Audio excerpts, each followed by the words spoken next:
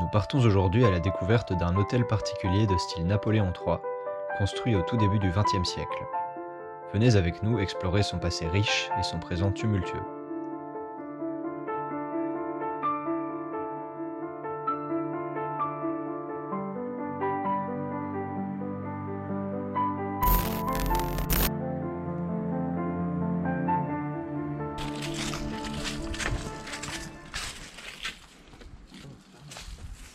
Sans surprise. Hein.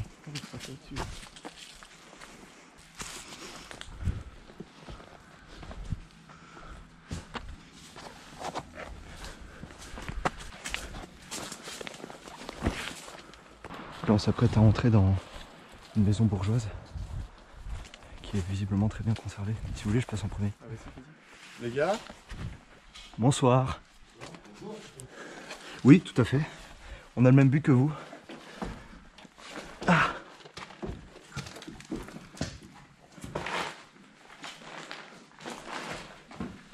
Enchanté.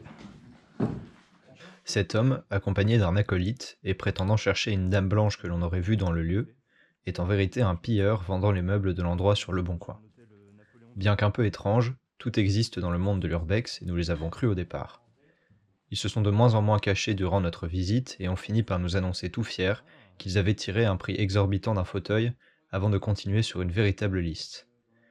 Étant malgré tout comme eux dans l'illégalité, il ne nous était pas possible de faire grand-chose. Cela souligne l'importance de la confidentialité des endroits en urbex. Ils sont en effet trouvés la maison sur un groupe Facebook.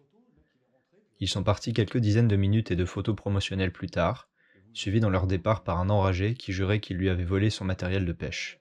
J'en ai jamais vu, donc du coup, vu que j'en ai mis à côté de chez moi, je vais voir si c'est vraiment. voir de soi-même. Quoi. D'accord. Voilà.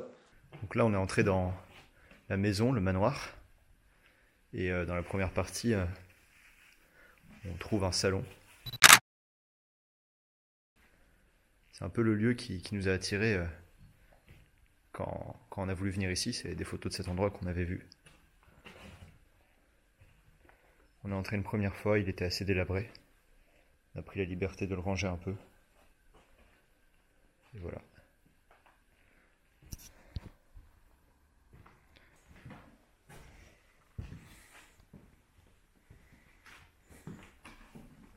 Donc là, on continue notre visite. On va monter au premier étage par l'escalier qui est très beau, assez monumental. Chaque étage, chaque palier, un vitrail.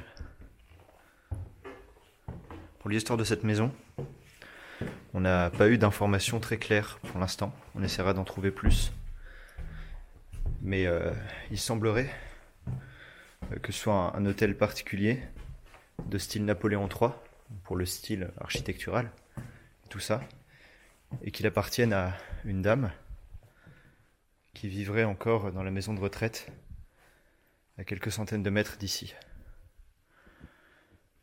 Et donc d'après les informations qu'on a pu avoir, elle viendrait ici chaque semaine.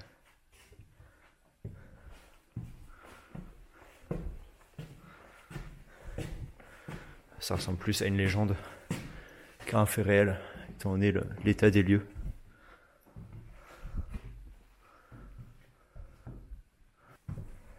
Là, on arrive au dernier étage du premier escalier, qui est, de ce qu'on a pu voir, le plus bel étage, en tout cas le plus marquant.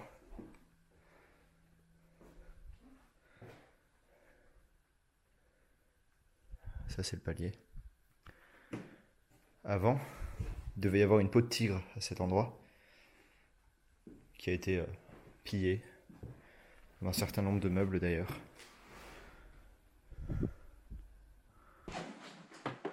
Voilà, donc ça c'est un des lieux qu'on a dû ranger un peu. Petit voulait vendre les fauteuils qui étaient là quand on est arrivé. Donc voilà, on est dans la bibliothèque de cet endroit, ou un bureau.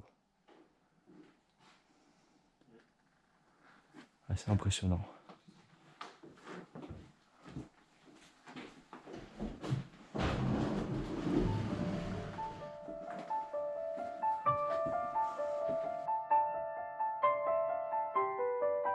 En 1886 meurt un riche comte français.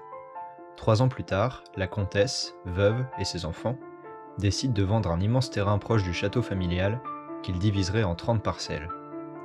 Situé dans une ville prisée par la noblesse et autrefois par les rois de France pour les forêts propices à la chasse, le but de leur projet est de concevoir un quartier sans commerce ou industrie et exclusivement bourgeois.